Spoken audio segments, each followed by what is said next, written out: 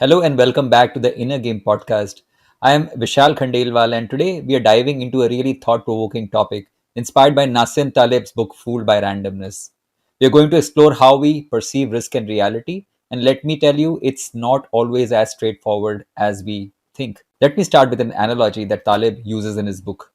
Imagine a revolver, but not a typical six-chambered revolver. This one has hundreds, maybe thousands of chambers and just a few bullets. You pull the trigger and nothing happens. You do it again, still nothing.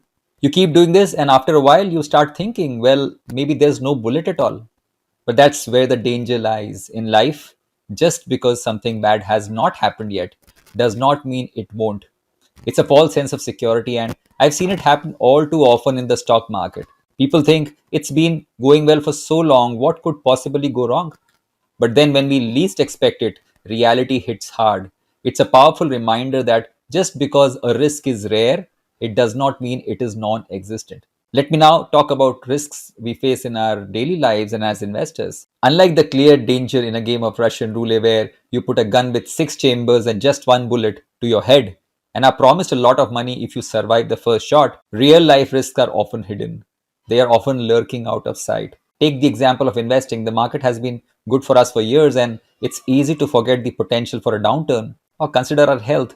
We might ignore the risks of a sedentary lifestyle or a diet high in processed foods just because the consequences are not immediately obvious. But over time, these risks can have serious impacts on our lives. It's like walking on a thin ice sheet, not realizing it could crack any moment. Now, the issue here is not that we do not care about risks to our lives or our money. The issue is that we are very bad at estimating probabilities or the chance of something happening or not happening. And I agree that understanding probabilities is a very tricky business. We have a hard time getting it right, especially with rare events.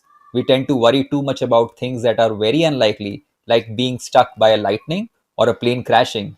On the other hand, we often overlook or underestimate risks that are more common but less dramatic, like slipping in the shower or getting involved in a minor car accident or even losing our money in the market crash. Basically, our emotions cloud our judgment, leading us to make decisions based on fear or misconceptions rather than facts.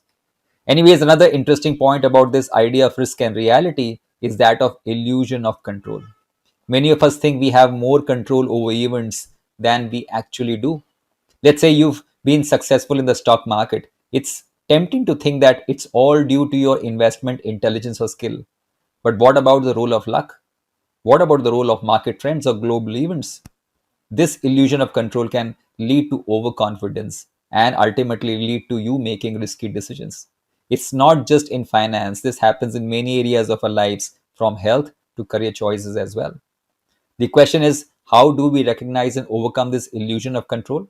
I think the first step is awareness. We need to be conscious of our tendency to overestimate our control. Regular self reflection and seeking feedback can help us maintain a realistic view of our influence. Next, it's important to embrace uncertainty. Accept that not everything is within your control and that chance plays a role in many outcomes. This does not mean you have no control at all, but rather that your control is limited. Now, history is an excellent teacher here, especially when it comes to understanding risk and how much we do not control. Just look at events like the 2008 financial crisis, where a widespread false sense of security had devastating effects. These historical lessons are crucial because they show us what happens when we underestimate risks and remind us that we need to be vigilant. By studying these events, we can learn to spot warning signs and hopefully make better choices in the future, both in our lives and also in investing. Now, let me talk about how you can apply these insights in your own life and to your own investing. It starts with acknowledging your tendency to underestimate risk. We all do that. You need to get better at understanding probabilities and recognizing your own biases. This means looking at the bigger picture and not just focusing on what is right in front of you. It's all about being more aware and being more prepared. To wrap things up, today's message is not about living in constant fear of what might go wrong. Instead, it's about embracing uncertainty with a balanced and informed perspective. It's about being aware of the risks, no matter how unlikely they seem, and preparing for them in a rational way. This approach can help you navigate the complexities of life more effectively, leading to a more resilient and fulfilling existence. That's a wrap for today's episode. I hope these insights inspire you to think differently about risk and reality. It's important to remember that it's not just the risks we see, but also the ones we don't that shape our lives.